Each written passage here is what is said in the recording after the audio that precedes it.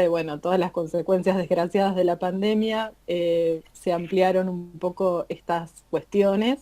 Y bueno, qué sé yo, dentro de todo podemos por lo menos un poco contar lo que hacemos y ir como repensando un montón de cosas, ¿no? Que un poco es lo que nos viene dejando la pandemia, empezar a pensar de nuevo un montón de cuestiones que hasta ahora venían como desatendidas de algún modo.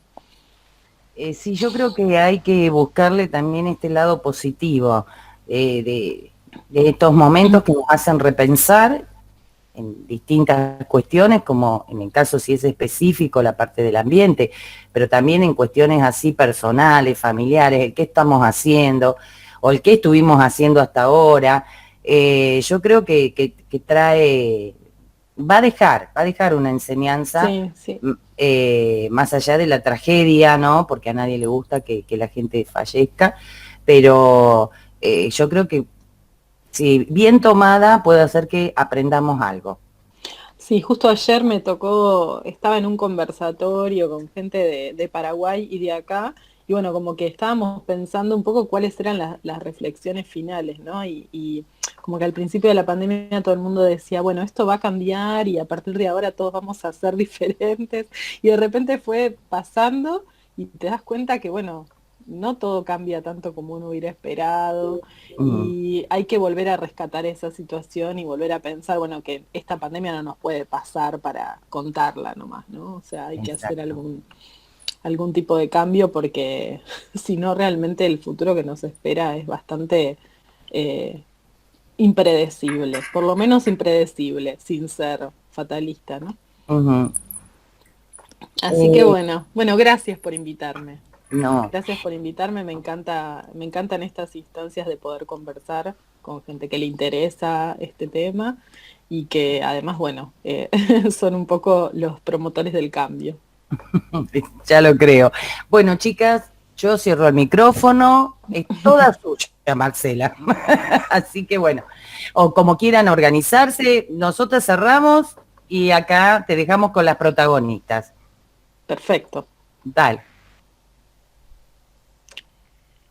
Quieren, a ver, como ustedes quieran, si ustedes quieren preguntar, si no, podemos, yo preparé algunas diapos como para disparar algunas cosas y por ahí algunas preguntas que si empezamos a intercambiar, por ahí pueden dar lugar a que yo pase las diapos. Unas preguntas que hice en torno a las que ustedes habían hecho, ¿no?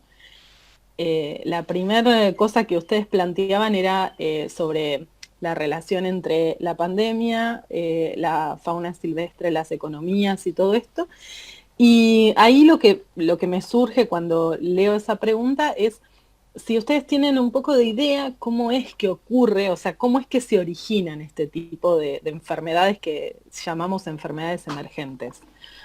Si saben lo que son las enfermedades emergentes y que me imagino que un poco ahora ya han escuchado mucho sobre este tema, y si saben qué es exactamente lo que genera eso, por qué no siempre hay enfermedades emergentes dando vueltas, o sea, por qué no son tan frecuentes. ¿Tienen un poco de idea de eso?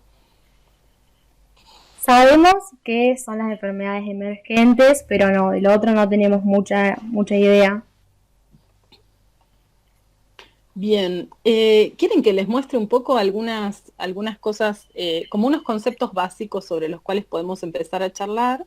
Y en base a lo que yo les vaya mostrando, podemos ir haciendo preguntas. Si yo comparto pantalla, los dejo de ver, por lo menos siempre dejo de ver a la gente cuando comparto pantalla, así que ustedes me pueden ir interrumpiendo. Yo además soy medio de hablar rápido, así que me paran y me dicen, Marcela, queremos saber más sobre esto y freno.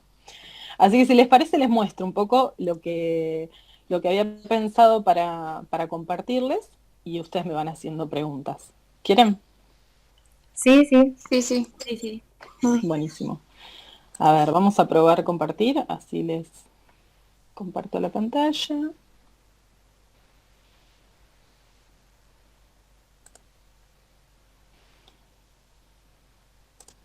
¿Ustedes ahí ven ya mi pantalla o no?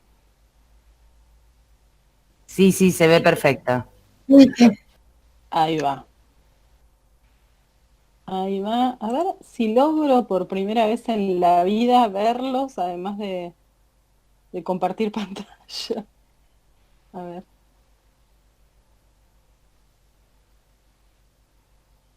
Ah, ya los dejé de ver, pero ustedes ven mi pantalla. Quedó como abajo, yo la veo, como que se bajó el power y quedaste vos y quedamos todas repetidas. A ver, ahí, bueno, porque ahí yo las veo como repetidas. Y ahora, a ver si pongo a reproducir esto. A ver ahí. ¿Ven el Sí, monito? sí, ahí se ve. No. Ah, bueno. Ahí estamos, ¿seguro? Sí. Se ve perfecto, ¿Sí? ¿no? Se ve perfecto. Ah, bueno, muy bien. Bárbaro. Bueno, entonces, un poco pongo una foto de un mono carayá. No sé si reconocen esta especie. Esta es una especie nativa. Es un mono autóctono del norte argentino. Y pongo esta especie porque es dentro de las especies que tenemos en nuestro país, una de las pocas, podríamos decir, especies que podría llegar a tener alguna consecuencia en torno a lo que pase con el coronavirus y los humanos. Y ahora van a ver por qué. Lo primero que hay que entender es que tanto los agentes infecciosos como los parasitarios, o sea, virus, bacterias, hongos, cualquier tipo de parásito, son parte de los ecosistemas. A veces nos cuesta un poco esta concepción de que, bueno, por ejemplo, yo soy veterinaria y es como que mi visión sobre la ecología y sobre los ecosistemas siempre fue un poco restringida por mi formación profesional, ¿no? Como que para mí siempre era el paciente con sus enfermedades y me costaba ver un poco esta cuestión más amplia de cuando uno trabaja con fauna silvestre, qué es lo que ocurre en un ambiente natural, ¿no? O sea, ya no tenés un paciente, sino que de repente tenés un individuo que forma parte de un ecosistema. Y ese individuo además tiene un montón de parásitos, virus, bacterias que son parte de ellos. De hecho, por ahí escucharon que hay un montón de estudios en este último tiempo que hablan de lo que se llama la microbiota, que es que todos estamos obviamente compartiendo nuestra vida con un montón de microorganismos, ¿sí? Y que eso genera ecosistemas propios, ¿no? O sea, ecosistemas complejos que están interconectados y que suceden en nuestro propio organismo, así como la flora gastrointestinal que uno siempre escucha, que bueno, que hay que hay que mantener el equilibrio gástrico para evitar, no sé, úlceras, etcétera. Bueno, o sea, todos nuestros sistemas están de alguna manera interconectados con un montón de microorganismos. Y eso ocurre a nivel, digamos, personal, pero también ocurre a nivel de la comunidad. Y estas interacciones que uno ve o que existen realmente entre los hospedadores, o sea, cualquiera de nosotros, y los patógenos, muchos de los cuales pueden ser transmitidos por vectores, como pueden ser garrapatas, mosquitos, bueno, vectores de enfermedades, está dado en un contexto ambiental y evolutivo. O sea, esto está condicionado por el ambiente. No es que sucede todo de la misma manera en distintos tipos de ambientes, sino que hay determinados tipos de ambientes que predisponen a los patógenos y a los hospedadores a interactuar de maneras distintas. Y eso es lo que de algún modo determina que exista un individuo enfermo o que exista un salto entre especies. Pero no me quiero adelantar. Los ecosistemas uno los piensa como que están en equilibrio, ¿no? Como que uno ve esta imagen, ve un ciervo de los pantanos, también una especie nativa, esto es en el Parque Nacional Murucuyá, en Corrientes, y uno ve esta imagen y dice, bueno, estos ecosistemas están en equilibrio, hay múltiples interacciones entre sus componentes y se supone que más allá de que estos ciervos de los pantanos, por ejemplo, tengan una carga alta de patógenos, tal vez no se enfermen. ¿Por qué? Porque están en equilibrio. Sin embargo, en determinadas situaciones, por ejemplo, cuando hay disturbios ambientales provocados por el hombre, como en el caso de la deforestación, se generan como un montón de irregularidades a nivel del ecosistema, ¿no? Y lo que ocurre es que ese equilibrio se rompe. Entonces, cuando se rompe el equilibrio, empiezan a ocurrir o sea, cada uno hace lo que puede, de alguna manera. O sea, los hospedadores de patógenos, o sea, los vertebrados, que de repente estos monos que están en el monte empiezan a buscar dónde refugiarse, los grupos en los que estaban se empiezan a separar. Hay individuos que se enferman de algún patógeno, otros que sufren heridas, o sea, un montón de cuestiones que desestabilizan esos ambientes, ¿no? Y por otro lado, son ambientes nuevos. Entonces, por ejemplo, los patógenos también empiezan a buscar qué hacer en ese desorden, ¿no? Pero los patógenos muchas veces son mucho más eficientes y se adaptan mucho más fácil a algunos patógenos, a este tipo de ambientes en disturbio. Por ejemplo, los parásitos se conoce que cuando tienen un hospedador, o sea, un vertebrado, en el caso de que el hospedador sea un vertebrado, que tiene bajas las defensas, bueno, aumentan un montón, se reproducen un montón y lo afectan hasta terminar afectándole su vida, incluso hasta llevándolo a la muerte, ¿no? Es decir, que hay muchos patógenos que aprovechan esta instancia para en su favor, ¿sí? Entonces, también hay otros componentes de la transmisión de enfermedades que son los vectores. Los vectores son esos que son capaces de llevar y traer los patógenos de un lado a otro. Por ejemplo, las garrapatas, por ejemplo, los mosquitos, son los vectores, muchas especies de mosquitos son los vectores del dengue que todos conocemos. Bueno, las vinchucas son los vectores de la enfermedad de Chagas, las garrapatas son vectoras de un montón de enfermedades que transmiten, como las riquecias y las erliquias, que son más raras, poco conocidas, pero que existen y cada vez se ven más. ¿Y por qué cada vez se ven más? Bueno, se ven más porque precisamente los vectores, que en general son insectos artrópodos, aunque a veces hay vectores que no son ni siquiera instancias vivas, sino que muchas veces los vectores pueden ser mecánicos, como, no sé, jeringas o cosas que van y vienen. Pero bueno, los vectores biológicos sí, se adaptan un montón, entonces de repente el cambio climático favorece a los mosquitos, favorece a las garrapatas, estas condiciones que se generan nuevas hacen que ellos se encuentren en lugares donde reproducirse y entonces llevar y traer patógenos. No todas las enfermedades se transmiten por vectores, solamente algunas. Pero justo les menciono los de los vectores porque ellos suelen estar muy influenciados por el cambio climático. Ustedes quizás, que son muy jóvenes, siempre escucharon hablar del dengue en Capital Federal, pero realmente el dengue en Capital Federal no existía. Y existe ahora precisamente porque su vector, que es Aedes aegypti, está presente en Capital Federal ahora, en las condiciones que existen ahora y no en las condiciones que había hace años atrás. La situación de Santa Fe es prácticamente la misma, ¿sí? Llegó a ustedes un poco antes que a nosotros, pero la realidad es que hace muchos años no existía en la provincia. Bueno, estos cambios que les cuento que existen se ven a nivel global, ¿no? O sea, si uno mira el mapa, este es el mapa donde vemos un poco cómo ocurre la deforestación en el mundo. Bueno, uno de los lugares donde hay mayores tasas de deforestación son en el sudeste asiático. Pero nosotros no estamos tan alejados. Si miramos bien el mapa, también en color bien rojo, tenemos toda la Amazonía y el norte de nuestro país. Entonces, como para retomar lo que decíamos recién, el impacto antrópico sobre los ecosistemas afecta a los ecosistemas y afecta esa capacidad que tienen los ecosistemas de autorregularse o de alguna manera lo que se llama la capacidad de resiliencia, ¿sí? De ser capaces de volver a su estado original.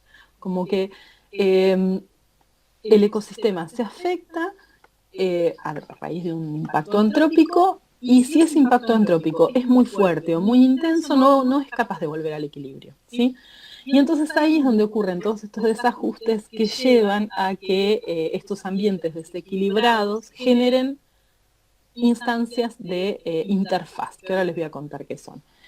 Y ¿cuáles son esos? ¿Solamente los cambios en el uso de la tierra, o sea, la deforestación, es lo único que genera estos estas situaciones de interfaz o de ambientes degradados? Bueno, no solamente. O sea, tenemos, esto es lo que se denomina los drivers antropogénicos o los impulsores antrópicos, que son precisamente estos que propician ese desequilibrio, que propician la transmisión. Uno de ellos, fundamental, es la deforestación y los cambios en el uso del ambiente. Otro tiene mucho que ver con las producciones sin control, ¿no? O sea, la agricultura sin control, la ganadería intensiva, quizás no las producciones más sustentables, sino aquellas que no tienen un control. Y por otro lado, el tema de el comercio ilegal de especies. Ustedes vieron que cuando empezó la pandemia se empezó a hablar mucho de que esto, bueno, cuál era el origen, ¿no? Del coronavirus. Este coronavirus, el SARS-CoV-2, y se habló mucho de que el origen tenía que ver con un origen animal, que es algo que ya está comprobado, pero no se sabe de dónde viene. Lo que sí se sabe es que surge en un mercado de animales. Y es en estos mercados de animales donde hay mucho contacto entre las personas y la fauna silvestre, porque son mercados de animales silvestres. Entonces, en estos mercados, precisamente el contacto entre los humanos y los animales se vuelve mucho más estrecho. Los animales son sacados de su ambiente natural para ser comercializados, a veces se crían en estos mercados incluso, y se venden. Entonces toda esta situación genera que los humanos, que antes no estábamos en contacto con esa fauna silvestre, estemos en contacto además con animales que están súper estresados, todos juntos, en jaulas, todos amontonados, transmitiéndose un montón de patógenos. Imagínense un montón de especies, todas compartiendo patógenos propios de cada especie, pero entre todos. Esto es un poco lo que pasa cuando estás en un área deforestada, ¿no? Antes los patógenos circulaban en ambientes silvestres, uno no conocía qué era lo que sucedía ahí, y entonces deforestamos toda un área y en ese desequilibrio, todo lo que les contaba recién, todo esto que sucede con los patógenos, expone a la gente, que incluso mucha gente que está trabajando en esas actividades de deforestación, la expone a patógenos que antes estaban solamente en ambientes silvestres. Por otro lado tenemos el cambio climático, que sabemos que está generando muchísimo daño a nivel mundial y en lo cual no podemos considerar que estemos ajenos los humanos, no es algo que no tenga que ver con el hombre.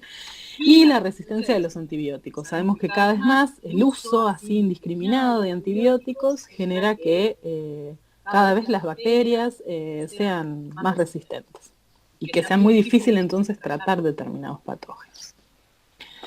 Entonces esto que seguro que ya lo han visto, sabemos que las enfermedades que se transmiten desde los animales hacia los humanos se llaman zoonosis, ¿no?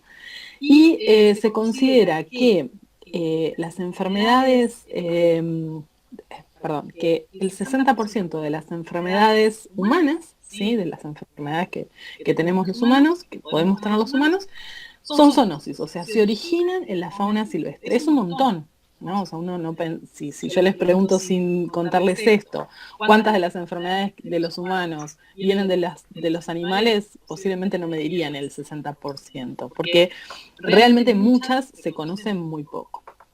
Y al menos el 75% de los agentes patógenos de las enfermedades infecciosas emergentes del ser humano, o sea, de las emergentes, de las más nuevas, son de origen animal, que también es un montón.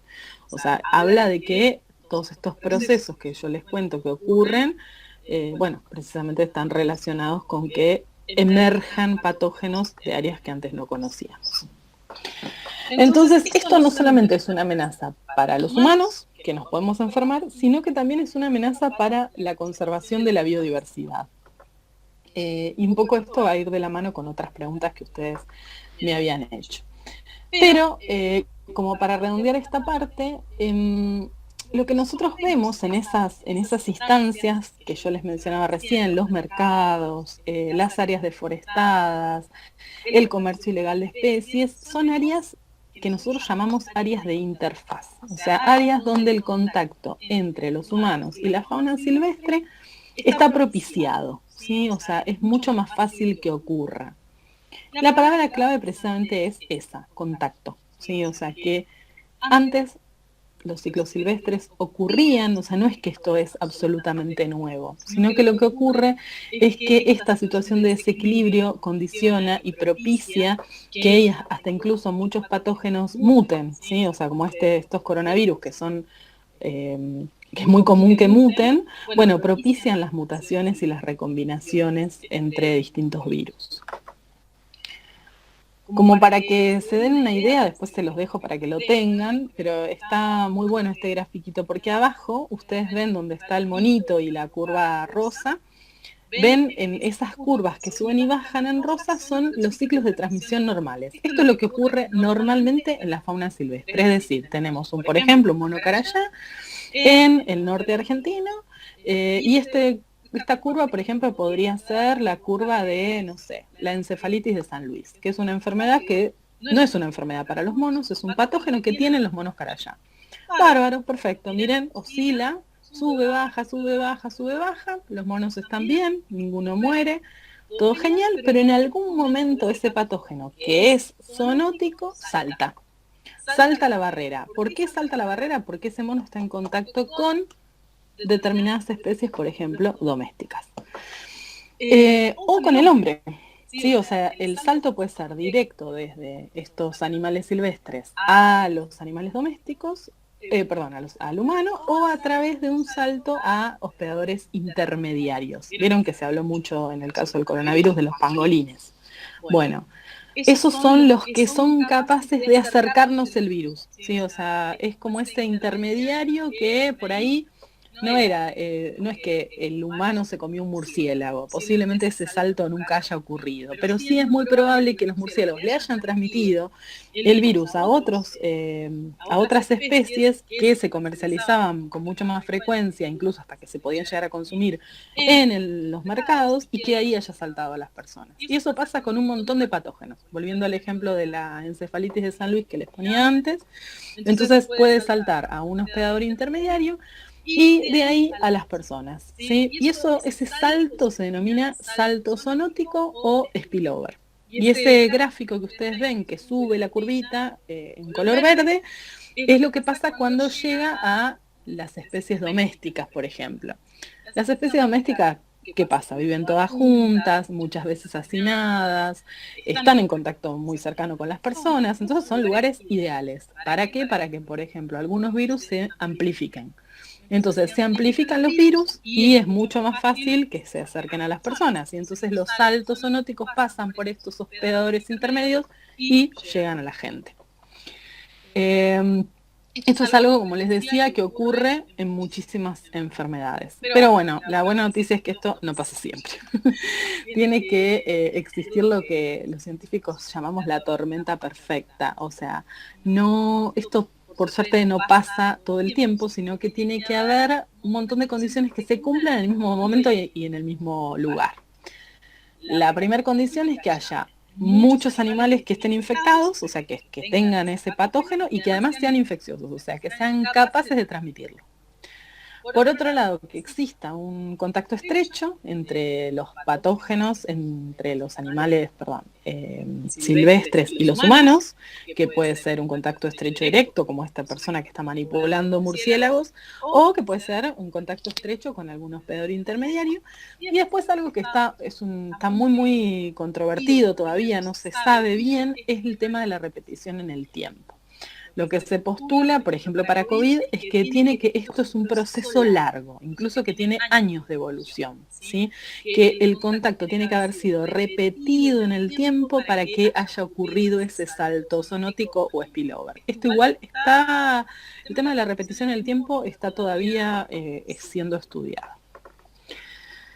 Después se los dejo para que lo vean, pero justo hice una traducción ahí, solamente para que lo tengan así presente muy por arriba, que para que ven esta línea azul que atraviesa todos los agujeritos del queso gruyère, bueno, precisamente eso es lo que tiene que ocurrir, que todos los agujeritos estén alineados para que pueda ocurrir un spillover. Y no son dos cositas, ni tres como les mostré recién resumidamente, sino que cada una de esas tres cositas está formada por un montón de factores o un montón de variables que dependen tanto de la especie de reservorio, esa especie silvestre con la que el patógeno siempre había convivido, incluso con cuestiones del hospedador intermediario, si es que hubiera, con cuestiones intrínsecas del patógeno. Por ahí hay patógenos que no tienen la potencialidad ni de pasar de especie, ni de sobrevivir en el medio ambiente, ni de sobrevivir en una especie diferente, ¿sí?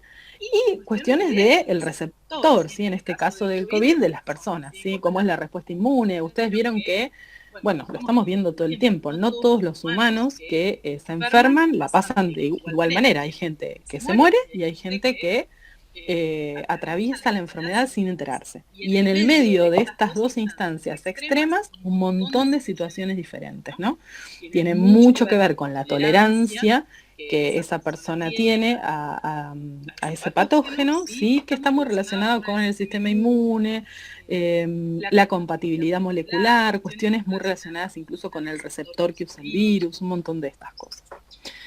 Y esta es la última para que podamos charlar. Contarles un poco que las estrategias que se vienen como mencionando a nivel mundial para empezar a trabajar estas cuestiones son estrategias integradas, ¿no? O sea, ya no podemos hablar de la salud que afecta, las enfermedades que afectan a las personas o las enfermedades que afectan a los cerdos de producción. No, necesitamos hablar de la salud en un contexto muy amplio. Es lo que hoy se llama una salud o One Health, que es precisamente una estrategia para la acción. O sea, hoy por hoy es ahí donde todos los científicos estamos apuntando a trabajar en cuestiones bien integradas, ¿sí? O sea, en que nosotros podamos de alguna manera sumar disciplinas, o sea, que no seamos solamente, no sé, los veterinarios tratando a la fauna silvestre, o los humanos tratando a los humanos y tal vez sin enterarse, no sé, de que el 60% de las enfermedades son zoonóticas. Bueno, todas estas cuestiones, ¿no? Que hacen un poco a entender esto que sucede en el medio ambiente y cómo nos está afectando a nosotros. Esperen que me gustaría dejar, ahí, dejo de presentar, así las veo. Así las veo, ahí está. Bueno, un poco les quería como compartir esta primera partecita, porque me parecía importante como dar un poco el marco teórico de qué es lo que nos trajo hasta este lugar. No sé si tienen dudas sobre esto o si quieren que empecemos a charlar de otras cosas, como ustedes quieran. Ahora las dejo hablar.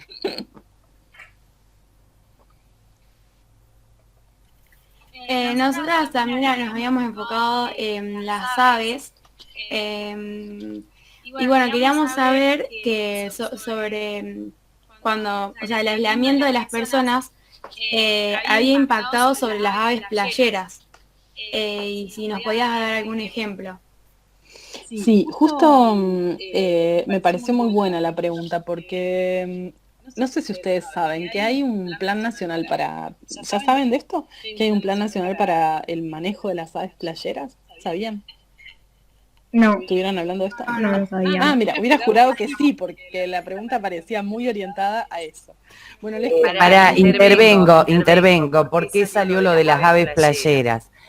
El año pasado, con los alumnos que ahora están en quinto año, te agrego que este es un curso de 30 y pico de alumnos, que le dan el paso acá a las compañeras por estas cuestiones de que no se... ¿cómo se llama? No se superpongan los sonidos y este tipo de cosas, pero como estamos grabando, pues eso lo transmitimos. Hacemos esto.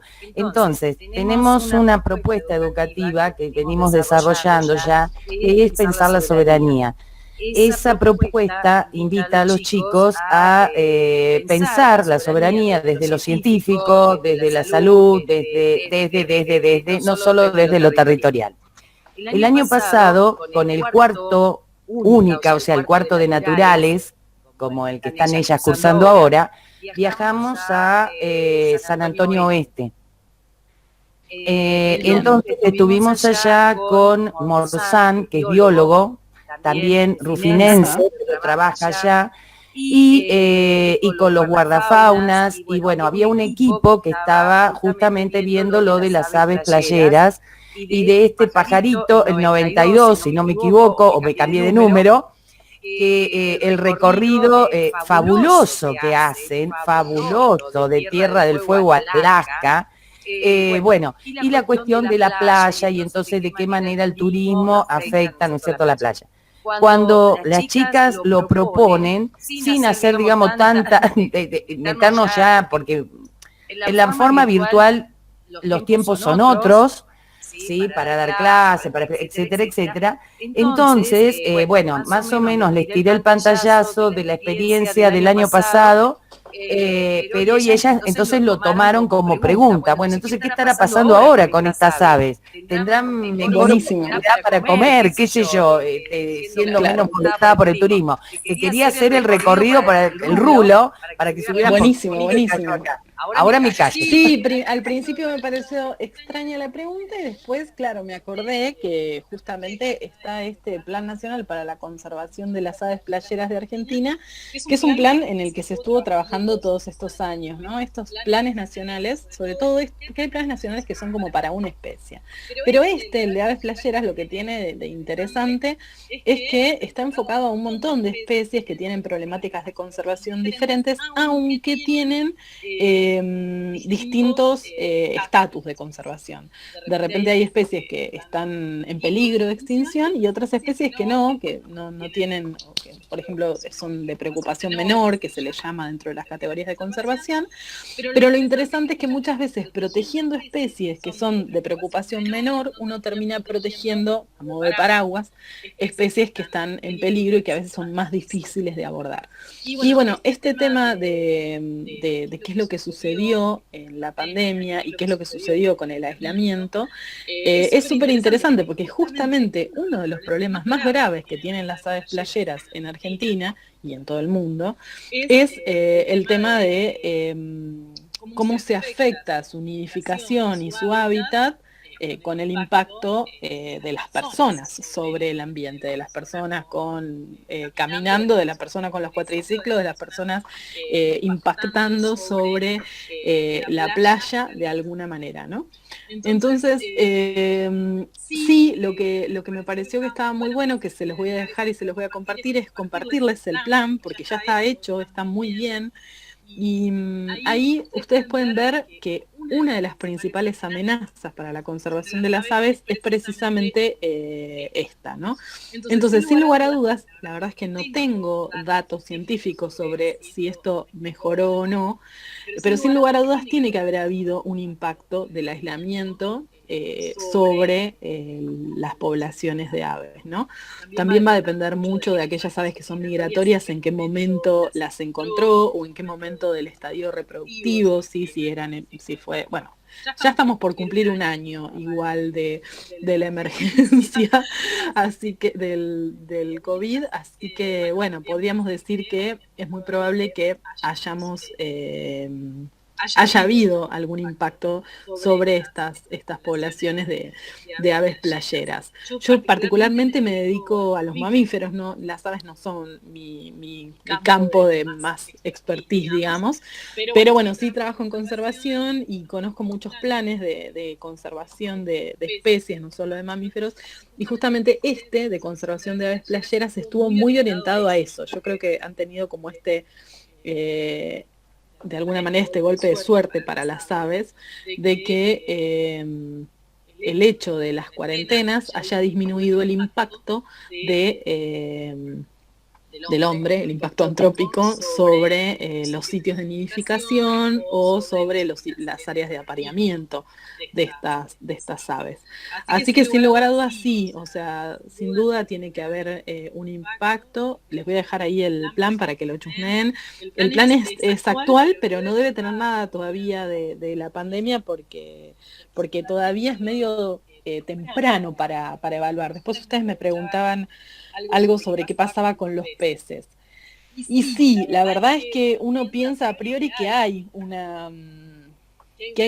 un cambio, pero ¿qué pasa? Muchas veces la fauna silvestre así como se ha adaptado durante todos estos años al daño que generamos las personas, y eso ha llevado a que las adaptaciones hayan ido ocurriendo muy de a poco, de manera inversa ocurre lo mismo. Entonces, ¿se acuerdan cuando empezó la cuarentena que nada, había delfines en, no sé, en el Río de la Plata, poco más? Bueno, claro, o sea, la gente primero empieza a estar un poco más atenta. Pero en segundo lugar, uno empieza a hacer asociaciones que tal vez no son tan reales, ¿no? O sea, que son efectos de la casualidad, y que no son, o sea, imagínense que con 2 días de la gente adentro no es que vamos a tener delfines en el Río de la Plata. Pero sí es cierto que hay un impacto a largo plazo, eso sin duda. De hecho, una cosa que les puedo contar es que en muchas áreas protegidas, cuando empezó la pandemia, se pusieron cámaras trampa. ¿Saben cómo funcionan las cámaras trampa? Una de las herramientas que usamos muy a menudo los investigadores para estudiar a la fauna silvestre sin molestarla es poner cámaras en algunos sectores, o sea, las cámaras se disponen con un diseño especial por donde pasan los animales, ¿no? Entonces, dependiendo de la especie que estudies, cómo las colocas, pero esas cámaras, cuando pasa un animal por enfrente de ellas, le saca una foto. Y por ejemplo, así hay incluso especies como los yaguaretés que tienen patrones de manchas característicos, no hay un yaguareté igual al otro, hasta pueden saber, no sé, los tienen, la gente que trabaja con yaguaretés los tiene identificados. Dicen, este es el yaguareté tal o cual, pasó por esta cámara trampa tal día y pasó por esta otra tal día. Entonces, en muchas áreas protegidas, lo que se hizo al principio de la pandemia fue instalar cámaras trampa para ver cómo cambiaba el patrón de movimiento de los animales en la cuarentena, o sea, sin turismo. Y ya se están empezando a ver los resultados y son impresionantes. Ayer me contaba justo a raíz de esta pregunta que me hicieron ustedes, llamé a una amiga mía que vive en Ushuaia, que hizo esto para ver qué es lo que estaba pasando con la fauna en parques nacionales en Ushuaia, ¿no? Y me decía que ya fueron a buscar las cámaras, ya fueron a renovar, porque uno va sacando las memorias y va poniendo otras y va mirando, y me decía que ya es impresionante cómo vieron estos patrones de actividad muy incrementados cuando disminuye el turismo, ¿sí? O sea, estamos hablando de que han pasado 8 meses y que hay áreas donde, bueno, o sea, de hecho, las áreas protegidas recién ahora están abriéndose al público y con mucha restricción. Entonces, también lo que están haciendo es comparar áreas que se abrieron al público con áreas que no se abrieron y comparar áreas que siempre tuvieron mucho público, esos senderos cercanos al ingreso que los hace todo el mundo, con ya sin gente, con esos senderos cuando hay mucha gente. Y dicen que es realmente muy impresionante lo que se ha visto en torno a las especies nativas, pero también en torno a las especies exóticas. No sé si saben que en Ushuaia, por ejemplo, hay un problema grave con una especie exótica que son los bisones. ¿Vieron los bisones que ahora son tan famosos por esto que sucedió de la cepa mutada de coronavirus en Dinamarca? Bueno, no solo los bisones están en Dinamarca. Resulta que acá, en la Patagonia Argentina, hubo muchos criaderos de bisones hace mucho tiempo atrás y los bisones se escaparon. Se escaparon hace mucho y los bisones están libres hace mucho y armaron sus poblaciones acá. Y hoy se considera que los bisones son una especie exótica invasora, ¿sí? Una especie que está ocupando el ambiente de especies nativas. Y lo que, justamente una de las cosas que me contaba mi colega, que me decía que le preocupaba, era que no solamente habían visto que había aumentado mucho la actividad de la fauna nativa, sino que los bisones, que a su vez además ahora tenemos todo este problema con el coronavirus porque parece que son muy susceptibles, habían también aumentado muchísimo su actividad. Entonces, es como muy complejo, porque uno por un lado está pensando, qué bueno, se ve mucha más la fauna, y por otro lado, bueno, cuando cede el impacto, las especies que son exóticas, que obviamente por algo evolucionaron hasta acá también, se empiezan a reproducir mucho más, empiezan a ser mucho más eficientes en esos ecosistemas y empiezan a desplazar a la fauna nativa. Entonces eso es como un punto de de equilibrio y desequilibrio que está bueno pensar, ¿no?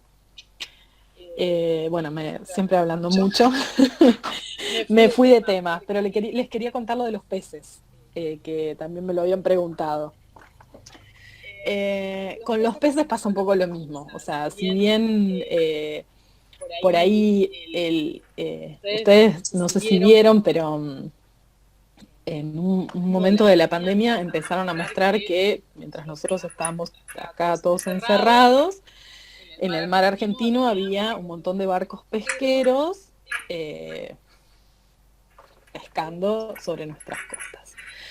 Bueno, y ahí sí, un tema importante, ¿no? Porque quizás a gran escala, o sea, a nivel del mar argentino, no debe haber habido demasiado impacto, al menos no se espera que haya habido un impacto muy grande porque la actividad pesquera no se dio, pero sí en cuencas más pequeñas. Por ejemplo, una cosa que pasó acá en Buenos Aires es que, bueno, capaz lo vieron en los medios, que en el riachuelo se empezaron a ver los peces. Imagínense, yo no sé si conocen el riachuelo, pero si hay algo asqueroso es el riachuelo. Bueno, entonces que se haya visto, que se hayan podido ver los peces en el riachuelo, bueno, habla ya de que hay algo ahí que está sucediendo. Y obviamente está muy relacionado con la disminución de la actividad industrial. O sea, básicamente, o sea, el riachuelo lo contaminamos nosotros, ¿no? Entonces, ahí el punto es que sí, a nivel de cuencas más chicas, donde de repente uno puede ver en menor tiempo el efecto, sí, ya se empieza a ver algún impacto, ¿no? O sea, tenés disminución de la actividad humana, disminución de la actividad productiva per se también, y eso genera que entonces las aguas empiecen a mejorar un poco. Justo ACUMAR, que es el organismo, la autoridad, digamos, de acción sobre las aguas de esa cuenca, de la de Matanza Riachuelo, justamente empezó en junio, creo que fue, un estudio de qué era lo que estaba sucediendo con el riachuelo, ¿no? Porque claro, cuando la gente empezó a decir, se ven un montón de peces, no sé qué, bueno, es un tema, o sea, se viene trabajando hace años en el saneamiento del riachuelo. Lo que pasa que hay mucho trabajo en el saneamiento y hay mucho vertido de industrial. Entonces no se ve como el saneamiento porque en realidad todo el tiempo se está contaminando.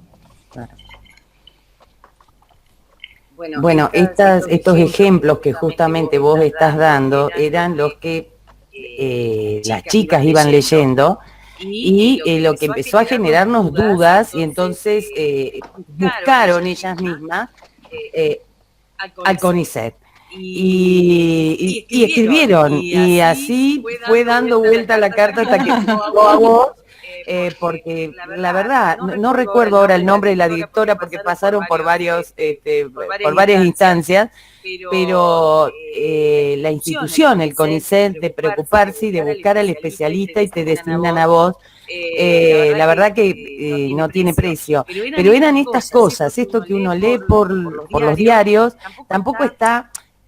Sabemos y entendemos que se está estudiando, que todo esto se está observando, que más adelante puede haber algunos resultados, pero tampoco dejarlo así en la cuestión del diario, sobre todo cuando hay interés por parte de gente joven, ¿sí? Que quiere saber, y entonces, bueno, ahondamos un poquito más. O sea que nos vas dando las explicaciones de justamente todo esto, estas noticias que aparecían y que nos hacían ruido.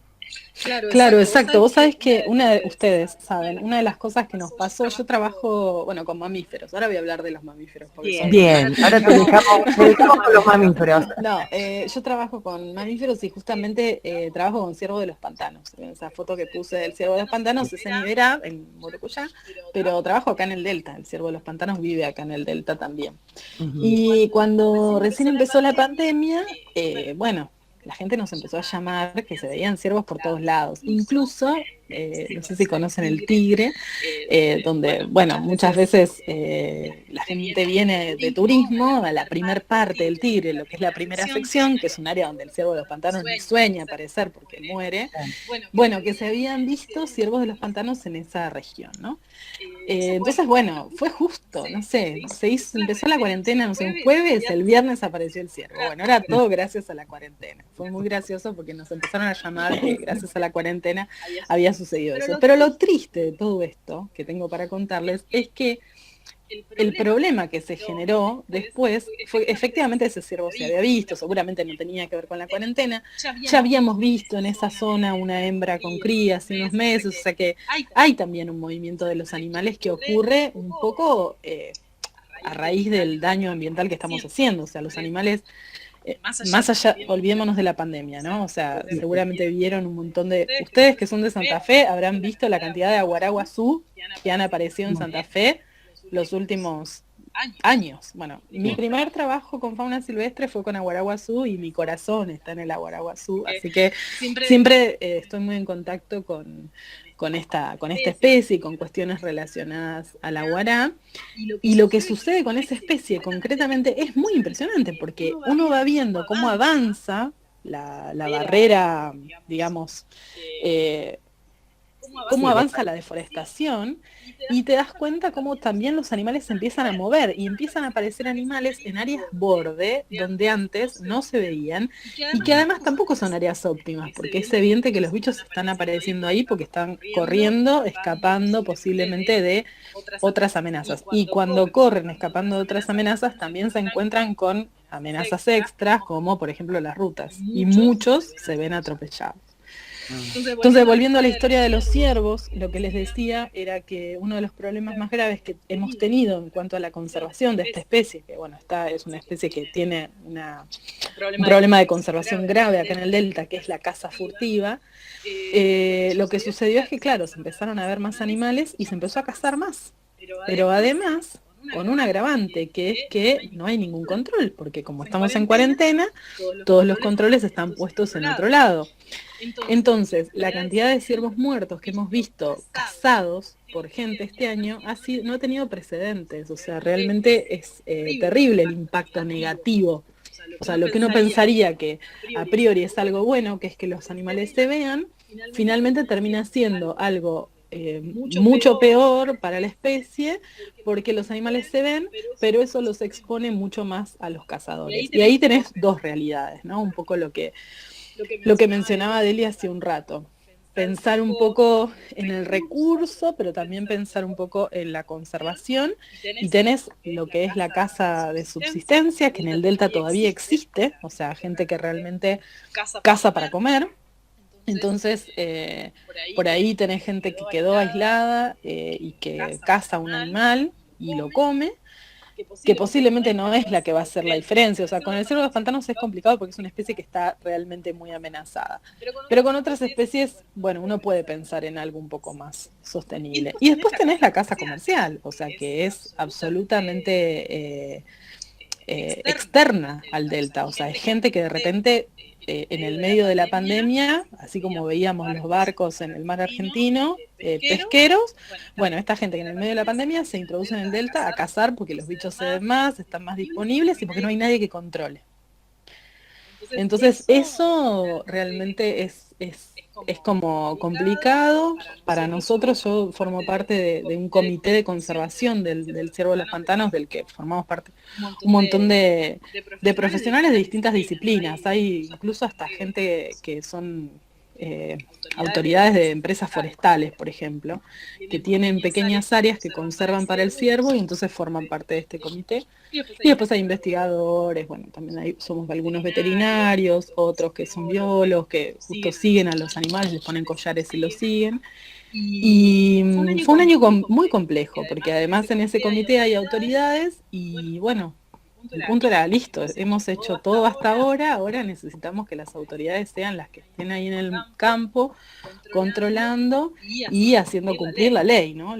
No nos olvidemos que justamente el Ciervo de los Pantanos es un monumento natural de la provincia de Buenos Aires, o sea, tiene una categoría de conservación que es como si fuera un parque nacional.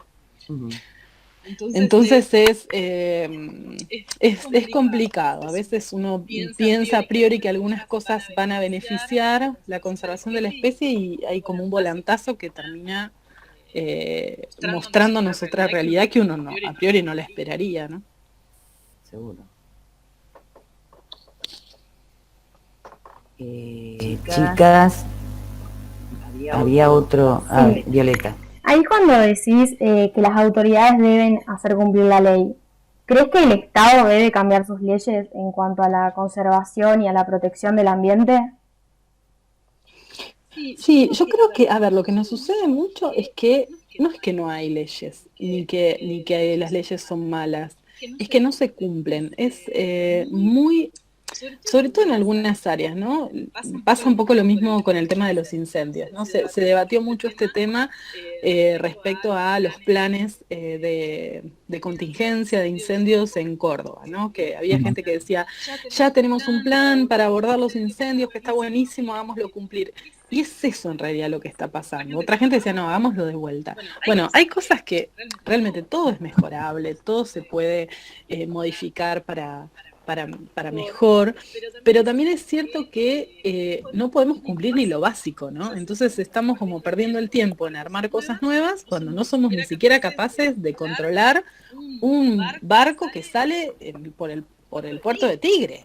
O sea, entonces es como que ese es el problema, que es muy difícil cumplir las leyes que existen. Yo creo que es una cuestión más gradual. Yo creo que se pueden mejorar, sin duda se podrían tener mejores leyes. Pero tenemos ya un buen antecedente, un buen grupo de leyes que podrían llegar a funcionar si se hicieran cumplir bien. Entonces, para mí hay que focalizar ahí, ¿no? Y sobre todo áreas que son difíciles. O sea, uno piensa, bueno, no es tan difícil controlar la caza, pero bueno, en el delta es difícil, o sea, hay que tener un monitoreo continuo del delta en la cuarta sección, donde pasa una lancha cada 3 días. Entonces, eso es como difícil y es lo que a veces en los planes de manejo no se contempla. En general, las leyes se piensan como para, bueno, cumplirlas pensando que las condiciones y los escenarios son todos iguales y después en la realidad los escenarios son todos diferentes y los recursos destinados a cumplir esas leyes son muy distintos. Entonces vos decís eso y después tenés a los guardaparques que te dicen, todo bien, pero no tenemos lancha. ¿Cómo vamos a monitorear el delta? ¿Y qué les vas a decir? O sea, pero la ley lo dice. Y sí, pero yo no tengo lancha. Eso para mí es como lo más complicado, que algunas cosas que en realidad tenemos medio solucionadas en los papeles, los podamos llevar a la práctica. Lo que pasa es que creo todo lo que es ambiente siempre es cuestionado y siempre es dejado de lado. De hecho, los mismos funcionarios que ponen al frente de ministerios y secretarías. Las chicas hicieron un par de preguntas, se las mandaron a quien está encargado de ambiente acá en la provincia y todavía están esperando una respuesta. O sea, ahí te da la pauta de que esa persona era, a ver, de quién, de cuántos votos me aportó y te lo pongo y lo siento ahí y nada más. ¿Qué pasa? Todo el tiempo. Exactamente. El ambiente son muchos intereses económicos y políticos. Sí, incluso ahora, ¿no? Porque yo pienso, cuando empezó la pandemia decíamos, bueno, evidentemente esto tiene mínimamente que generar, que potenciar al ministerio a generar acciones, ¿no? Yo, por ejemplo, pertenezco a un grupo de CONICET que colabora con el Ministerio de Ambiente y con el Ministerio de Salud en un montón de cuestiones que tienen que ver con, no sé, armar documentos, asesorar sobre cuestiones puntuales, etcétera. Y sí, es verdad que en este último tiempo nos han convocado mucho más, precisamente porque necesitan capaz por ahí un marco teórico sobre el que poder basar un montón de cuestiones y quizás opiniones de expertos que trabajan hace 1000 años en el tema y que puedan hablar de algunas cuestiones.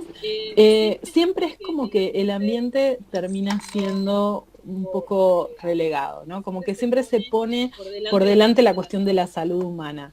Y la verdad es que por eso terminé la presentación que les mostraba de esa manera, porque realmente hoy por hoy lo que está por delante es la salud de los ambientes, no, o sea, sin salud de nuestros ecosistemas no hay salud para nosotros. Y eso todavía yo creo que es algo que no, parece como todavía una frase hecha, ¿no? Bueno, sí, trabajemos el otro día escuchaba en un congreso que estuve a un colega que hablaba precisamente de esto, de una salud, de lo cual ya se habla desde los 90, no es que es algo nuevo. Lo que pasa es que hablamos y hasta que no pasa la pandemia no pasa nada. Y él decía, bueno, esto no es un marco teórico, es una estrategia para la acción, realmente. O sea, necesitamos trabajar ahí, en el origen de esto, porque si vos no trabajás en el origen de esto y no empezás a controlar qué es lo que pasa en esos ambientes silvestres, no empezás a frenar el tráfico de especies, bueno, tenés claramente otras pandemias tocándote la puerta, o sea, no salió el documento este de IPBES hace unos días donde realmente lo que dice es que las instancias o sea, las posibilidades de que ocurran nuevas pandemias a nivel mundial son enormes. Entonces, bueno, es cierto, la tormenta perfecta tiene que existir, hay que alinear muchísimas cuestiones, pero no es imposible.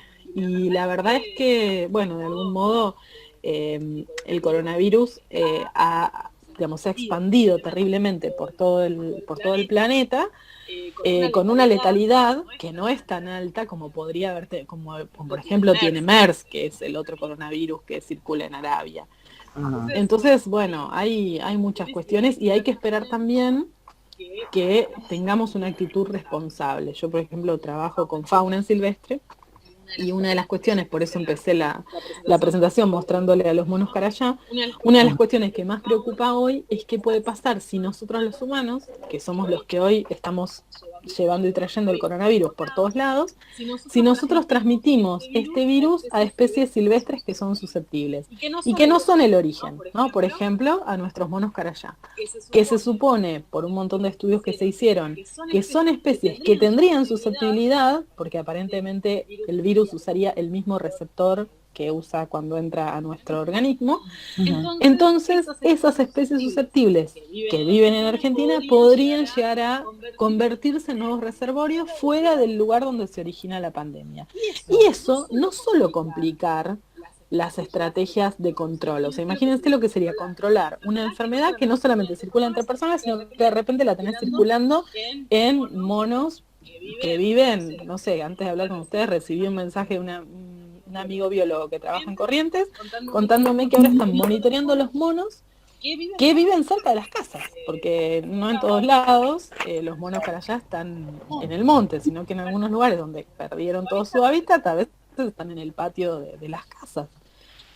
Entonces la situación de posible contacto es bastante amplia. Y ahí otro tema complejo a nivel conservación, que es que la gente empieza a malinterpretar esta situación. Entonces, ¿qué dicen? Matemos a los monos. Si los monos tienen la enfermedad, matemos a los monos. Entonces, lejos de mejorar el ecosistema, estás empeorándolo. Pasa con los murciélagos. ¿Cuánto? No sé, seguramente habrán escuchado cuando empezó la pandemia, mucha gente hablando de, bueno, entonces los murciélagos deben transmitir, y bueno, muchos investigadores tratando de decir, no, paren, no todos los murciélagos, y es difícil transmitir ese mensaje, que la gente entienda que los murciélagos cumplen un rol fundamental en los ecosistemas y que ese rol que cumplen en los ecosistemas no lo cumple otra especie. O sea, sin duda es un rol que absolutamente va a ser cumplido por esa especie en concreto, y que si vos sacás esa especie del ecosistema, el ecosistema pierde su equilibrio y ahí es donde se producen esos saltos. Pero es difícil, como que sobre todo la gente por ahí más grande o que piensa que asocia algunas enfermedades con algunas especies, es más difícil transmitir esto. Bueno, no había salido, me parece que había leído en Rusia, con el tema que abandonaban los perros. Bueno, tal cual. No fue así, no estoy equivocada, entonces, porque uno lee, y eso es lo malo, ¿no es cierto?, de quedarse con esas noticias y nada más, y lo que dicen los científicos siempre aparece a las 12 de la noche cuando nadie lo ve. Sí. No, y además Una documental perdida, pero es así. Al canal Encuentro. Claro, No, claro. no. Sí, es verdad. Es verdad. Sí, es muy impresionante todas estas cuestiones bien relacionadas a qué es lo que pasa con la fauna y cómo, incluso bueno, con los animales domésticos. Cuando empezó la pandemia, yo soy veterinaria. Originalmente, antes de hacer ciencia, mi profesión es veterinaria. Y me encanta, ¿no? O sea, todo lo que hago en ciencia está muy relacionado a la veterinaria. Y trabajé mucho con perros y gatos antes de entrar a CONICET. Y claro, lo que me decían mis colegas veterinarios era, ¿qué hacemos? ¿Entendés? ¿Qué hacemos si el virus se transmite a los gatos, se transmite a los perros? Era una situación de caos tan grande que el punto era, bueno, paren, o sea, acá a lo que más miedo le tenés que tener es al humano que tenés al lado. O sea, no es, y lo que tenés que hacer es proteger a tus animales de vos mismo. Después, bueno, es cuestión de organizar cómo se va a trabajar esta situación. Pero al que más le tenemos que tener miedo, claramente, es al reservorio humano, que somos nosotros mismos, ¿no? Y eso es lo que todavía, y es como esta, para mí, la reflexión de la pandemia, que nos cuesta mucho sentirnos parte de los ecosistemas.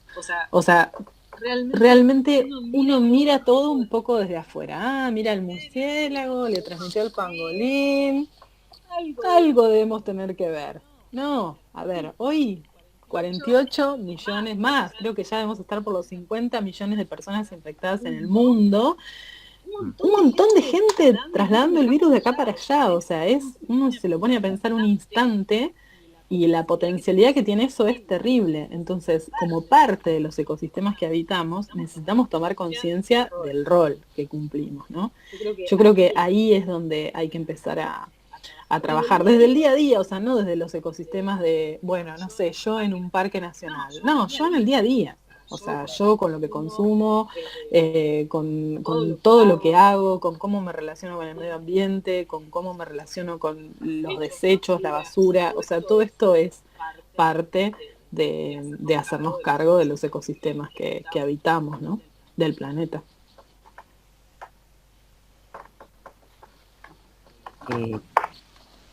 No sé, chicas, si les quedó alguna pregunta, Gianni.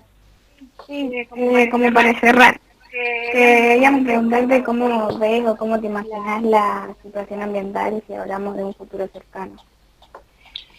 Bueno, es un poco con lo que habíamos empezado, ¿no? O sea, uno al principio pensaba que iba a ser todo muy distinto. Yo pienso que va a haber un cambio, o sea, todavía, no es que piense que no lo va a haber, pienso que tal vez no sea el cambio que uno vislumbró al principio, como que esto nos iba a pegar duro, no sé, tenemos tan poca memoria los humanos, como que ya nos olvidamos de cuando empezó la pandemia. Bueno, sí, fue complicado.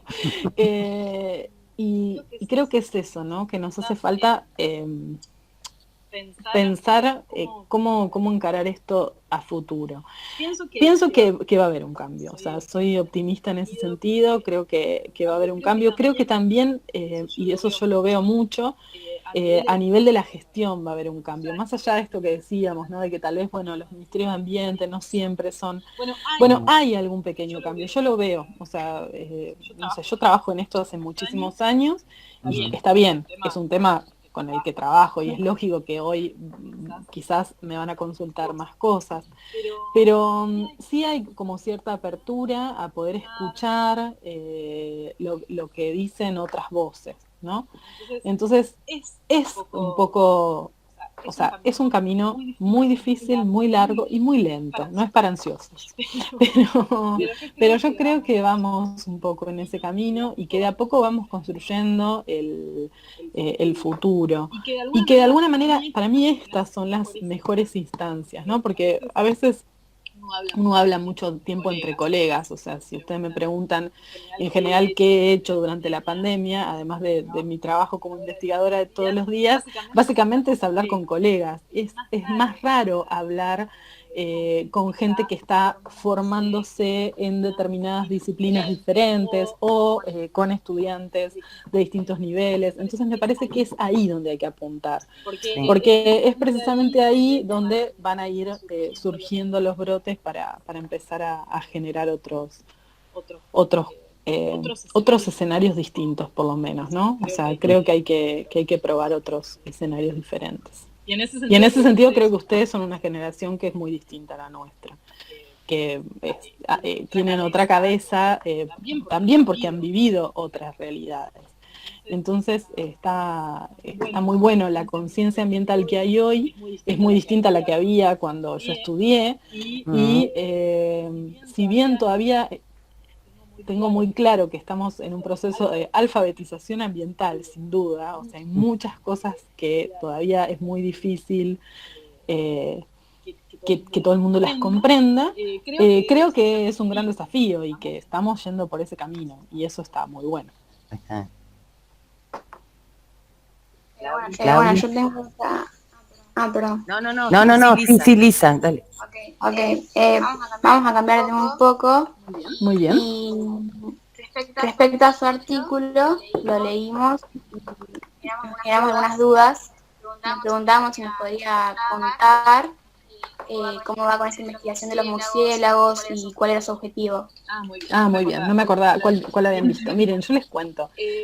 Mi estudio en murciélagos, concretamente, cuando yo empecé a trabajar con murciélagos, porque estudiaba reservorios silvestres de la enfermedad de Chagas. O sea, nada que ver con el coronavirus. Entonces, fue hace rato, fue cuando empecé a hacer mi doctorado. Y resulta que la enfermedad de Chagas, que como ustedes saben es una enfermedad endémica que se ve en nuestra región, especialmente en toda la zona del Gran Chaco, de la ecorregión del Gran Chaco, es transmitida por un vector que es la vinchuca, y hay muchos ciclos de transmisión del parásito, de este Trypanosoma cruzi, que ocurren en entornos silvestres. Entonces, ¿qué pasa? Ustedes conocen lo típico de la vinchuca en una casa, que pica una persona, uno se rasca, bueno, lo típico. Bueno, resulta que cuando empiezan a ocurrir las estrategias de control de la enfermedad de Chagas, y empezamos a controlar el vector domiciliario, que es Triatoma infestans, la vinchuca común, la más conocida, la que están todos los flyers de Chagas, resulta que vinchucas silvestres, ¿sí?, de ambientes deforestados en general, que circulaban en ciclos silvestres, que los ciclos silvestres ocurren entre vinchucas silvestres, comadrejas y algún otro hospedador posiblemente silvestre. O bien hay otro ciclo de transmisión que ocurre entre vinchucas, mulitas, vienen armadillos, y también algunos otros armadillos, especies más de hábitos fosoriales.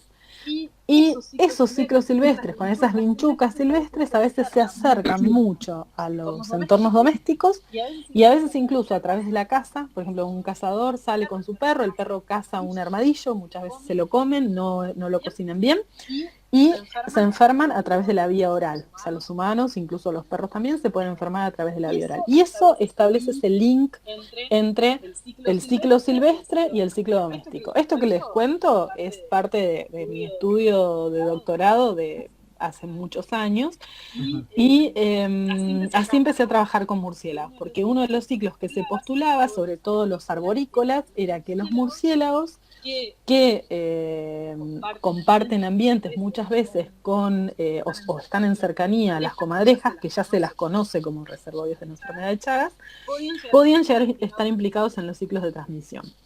Y sí, hemos encontrado algunos murciélagos infectados en el estudio que hicimos.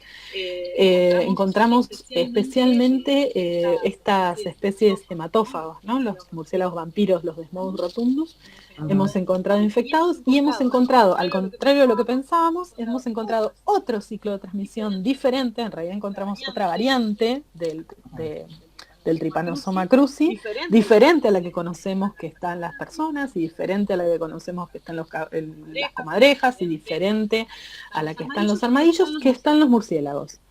Eso fue lo que estudiamos en ese momento. No sabemos todavía cuál es el vector. Sabemos que hay un montón de vectores silvestres, pero es difícil saber que justo ese vector se alimentó de ese otro. O sea, como que establecer ese vínculo, uno puede encontrar el parásito en todos lados, pero es difícil saber si se lo agarró picando a la comadreja o al murciélago. O sea, ese es el ciclo que hay que entender. Y así empezamos trabajando con murciélagos.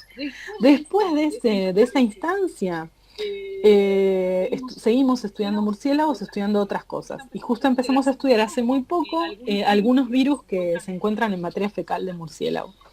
Y dentro de esos virus empezamos a estudiar parvovirus, moquillo, como vieron el moquillo de los perros, bueno, ese también.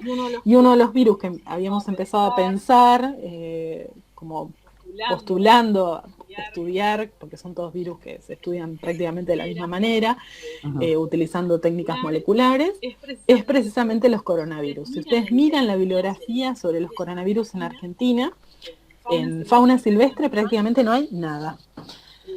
Sabemos que los coronavirus, vieron que muchos coronavirus que no son tan patógenos como este que nos afecta ahora, circulan en las poblaciones humanas a menudo. O sea que los humanos, entre los resfríos que nos agarramos todos los inviernos, algunos son provocados por coronavirus, diferentes al SARS-CoV-2, pero coronavirus al fin, hay un montón de coronavirus.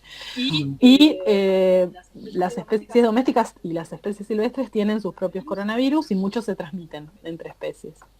Entonces, una de las cosas que está pendiente estudiar y que es lo que se va a empezar a estudiar ahora es precisamente cuáles son los coronavirus que circulan en las poblaciones de murciélagos que tenemos en Argentina. No es un buen momento para estudiar los coronavirus porque como ahora somos los humanos los reservorios, necesitamos tener mucho cuidado. Entonces ahora están suspendidos todos los estudios con murciélagos, se está estudiando cosas muy muy puntuales y lo que se está planteando, porque es algo que se planteó a nivel internacional, o sea, todos los organismos internacionales de conservación de murciélagos pidieron eso, que es suspender las actividades con murciélagos por un tiempo hasta que la transmisión comunitaria se detenga. Y entonces una vez que podamos retomar la actividad, la idea es esa, empezar a trabajar entonces con virus en diferentes especies, dentro de las cuales obviamente van a estar los murciélagos.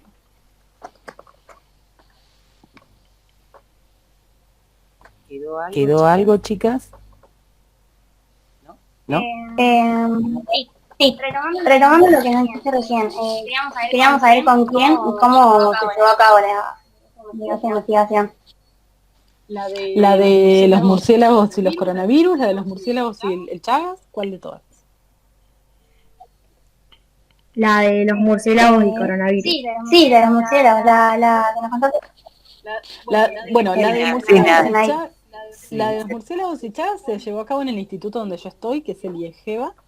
Y ya les digo, fue parte de mi tesis doctoral. La otra, la de murciélagos y coronavirus, es ya un proyecto un poco más grande, porque va a involucrar distintas instituciones. Uno somos nosotros, que somos justamente los que por ahí sabemos manipular más. No es tan fácil capturar murciélagos y manipularlos, y sobre todo en condiciones de bioseguridad.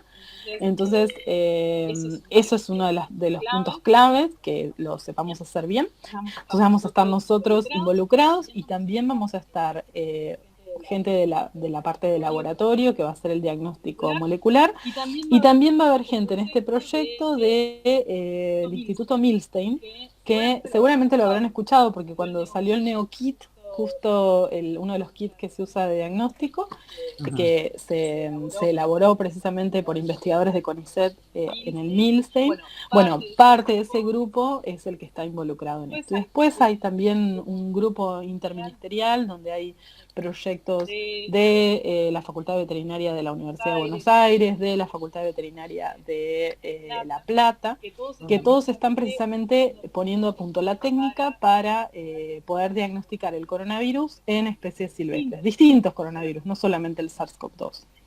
O sea, ahí uno lo que hace en las técnicas moleculares, lo que uno hace es buscar, por ejemplo, buscamos primero coronavirus. O sea, lo que hacemos es utilizar primers, que son precisamente los que reconocen esa secuencia genética que estamos buscando, típica del coronavirus. Y una vez que sabemos que hay un coronavirus, bueno, ahí vamos como pasito a paso tratando de distinguir cuál de esos coronavirus es el que está circulando, ¿sí? Como hay tantas especies, incluso hay especies que no conocemos, es que se usan estos primers más generales, sobre todo cuando trabajamos con especies silvestres, en todos los patógenos se hace lo mismo, y después, bueno, si uno no tiene realmente idea cuál es ese coronavirus que encontró, se puede mandar a secuenciar, a que te digan exacta cuál es la secuencia genética que encontraste, y entonces ahí encontrar si corresponde a una secuencia que alguien ya informó o es una secuencia nueva que, bueno, podés informar a vos, por ejemplo. Marcela, cuando salen al campo, o sea, vos en condiciones normales, no en esta situación, porque me quedé ahí pensando cómo agarrar los murciélagos. A ver, bueno, yo no vengo del palo de la biología, lo mío es la geografía, entonces pueden salir de mí preguntas Está muy bien, está muy bien. Pero, por ejemplo, Yo tampoco, yo vengo del área de biología y tampoco te agarré un murciélago. Y lo que padecí. Brevemente, porque sé que tenés otra reunión, pero brevemente pintame el paisaje. O sea, el equipo de investigación, ¿cuántas personas promedio lo pueden integrar? Bueno, mira, eso sí. En general somos por lo menos 4. Por una cuestión también de una multitud. Sí, porque hay un tema de bioseguridad también, que tiene que ver con que si a vos te pasa algo, bueno, alguien primero te tiene que reemplazar, pero alguien tiene que socorrerte. Entonces, en general somos 4, y además hay un tema. Cuando uno captura murciélagos, lo que hace es colocar redes de niebla. Las redes de niebla, no sé si las conocen, pero son unas redes que no son de niebla, son unas redes de un hilo muy finito, pero muy, muy finito. Vieron que los murciélagos ecolocalizan, o sea, detectan lo que tienen enfrente a través de un sonar. Bueno, entonces, estas redes de niebla precisamente tienen estos hilos que las constituyen tan finitos que hacen que los murciélagos no las detecten. Entonces, primero lo que se hace es ir a explorar el área. O sea, por ejemplo, voy con mi grupo de investigación, nos distribuimos a explorar el área a ver si encontramos lugares donde puedan ser posibles refugios de murciélagos. Esto pueden ser cuevas, huecos de árboles, lugares donde, por ejemplo, si estamos hablando de murciélagos que consumen determinadas plantas, néctar de plantas o que polinizan ciertas plantas, buscamos esas plantas de las cuales se alimentan y tratamos de encontrar el sitio donde pensamos que puede haber murciélagos, ¿no? Entonces, una vez que ubicamos el sitio, definimos cómo vamos a ubicar las redes. Las redes se colocan en esas áreas, no muy cerca. Por ejemplo, si tengo la cueva acá, no le voy a poner la red acá, porque cuando vieron que las colonias de murciélagos son enormes. Entonces, cuando salgan todos los murciélagos, me la llenan y con 4 personas se me mueren. Entonces, lo que uno hace es colocar las redes de determinada manera, cosa de capturar algunos individuos. A veces, además, algo importante de los estudios científicos es que no hace falta tener un número de muestras idénticas de cada, o sea, si yo tengo una población de murciélagos, no necesito muestrar la población entera. Yo necesito una muestra representativa de esa población que me diga lo que está pasando con el resto de la población. Entonces, sobre todo cuando hablamos de especies que tienen algún riesgo de conservación, es importante que uno minimice la cantidad de animales que está capturando, a pesar de que uno los captura, los muestra y los libera, ¿no? Bueno, pero entonces colocamos las redes, esperamos que esto ocurre a eso de las 6 de la tarde cuando empieza a bajar el sol. Y ese es un momento clave. ¿Por qué? Porque es el momento del día en el que algunas aves también salen. Y las aves también se llevan por delante las redes de murciélagos.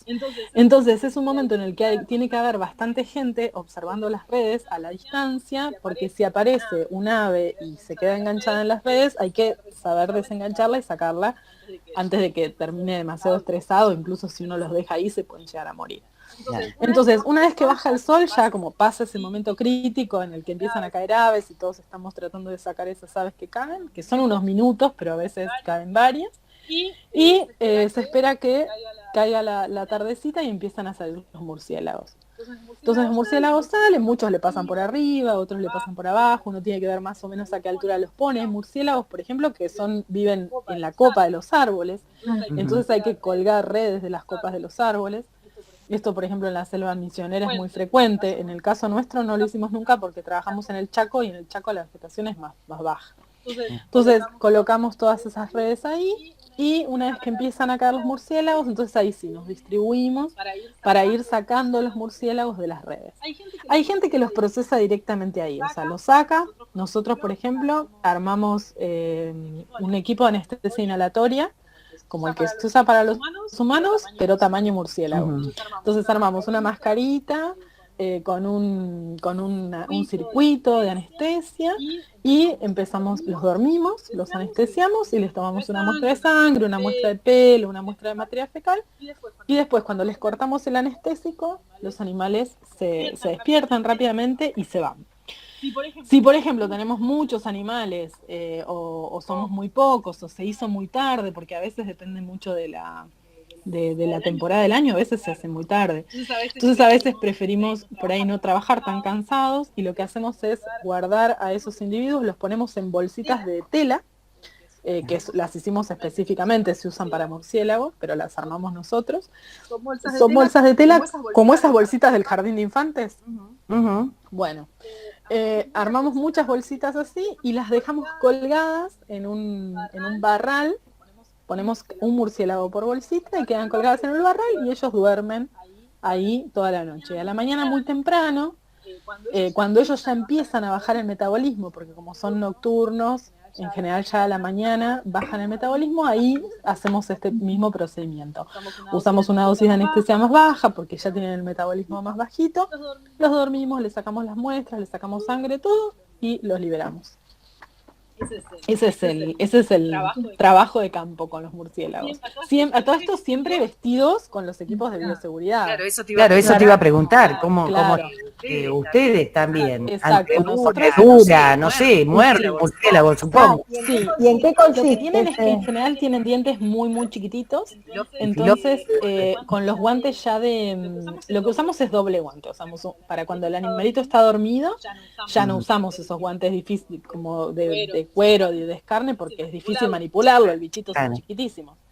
Entonces lo que usamos es para cuando los capturamos, los sacamos de la red, usamos guantes o los de jardinería bien gruesos, o los guantes de descarne que se compran en ferreterías, pero a veces es difícil manipularlo, sobre todo por ahí para la mano de un hombre más grandote es más fácil porque para nosotras siempre con estas manos nos quedan enormes, es un desastre.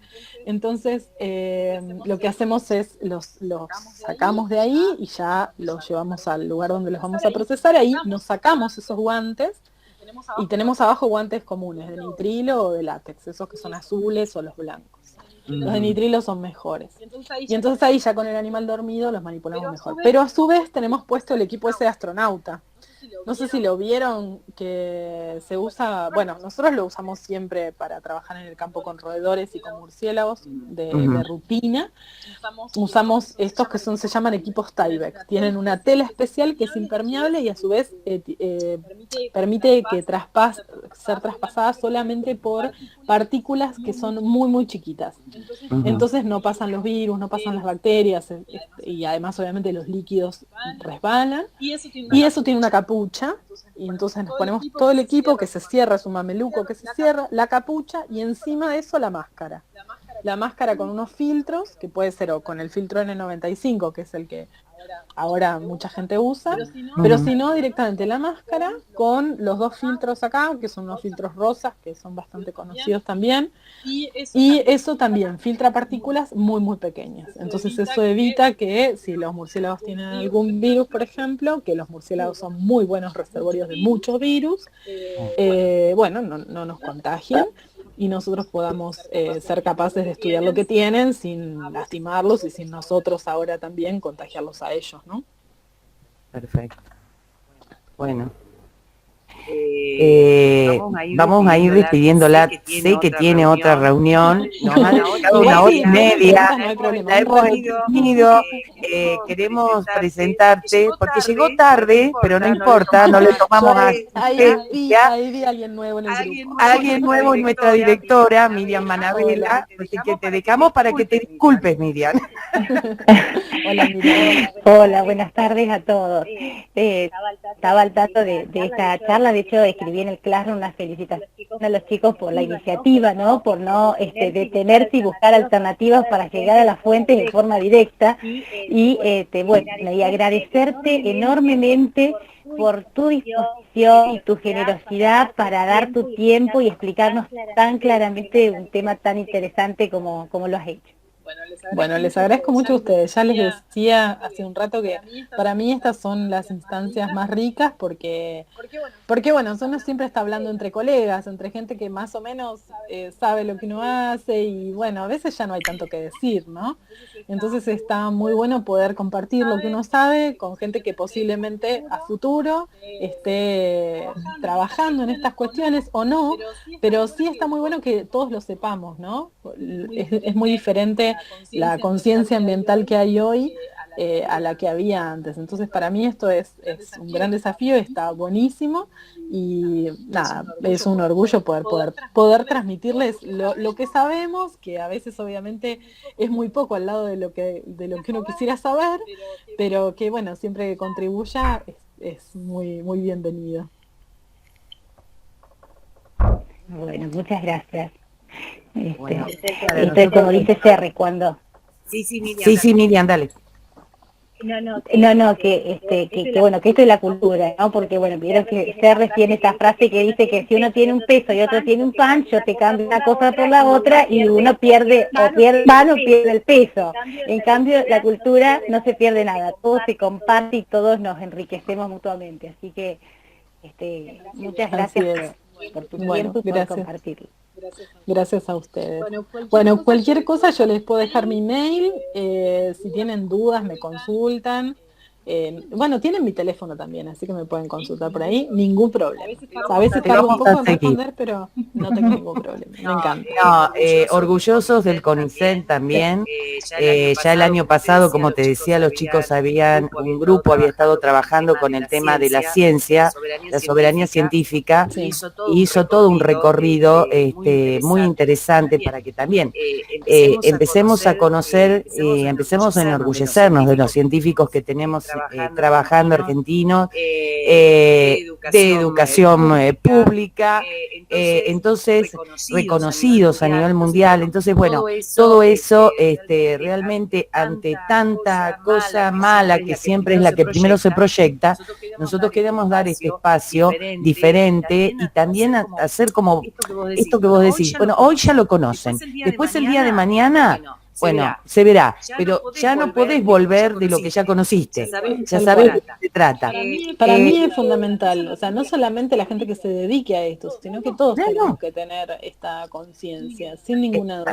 Y salir a buscar las fuentes, como dijo Miriam, no quedarnos con la noticia, siempre dudar para entonces investigar, buscar, en fin, se van abriendo distintas ventanas. Al CONICET lo seguiremos molestando. Muy bien.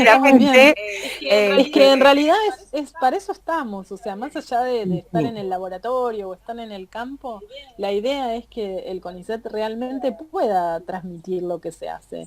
Y eso es lo que le da mucho más valor, porque si lo que uno hace no puede trascender a uno mismo, no tiene ningún sentido.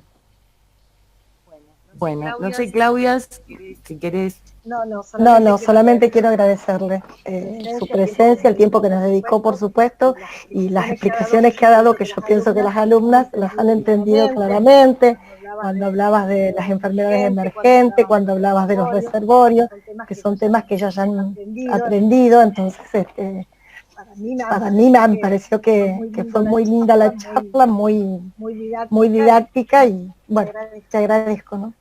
Me retumba. Bueno, gracias a ustedes. Eso nada más, muchas gracias. Bueno, gracias Marcela. Bueno, les mando un abrazo grande, cualquier cosa ya saben que me pueden contactar. Te despedimos con un aplauso, a ver, todas a los micrófonos. No, gracias a ustedes. Bueno, chao. Chao.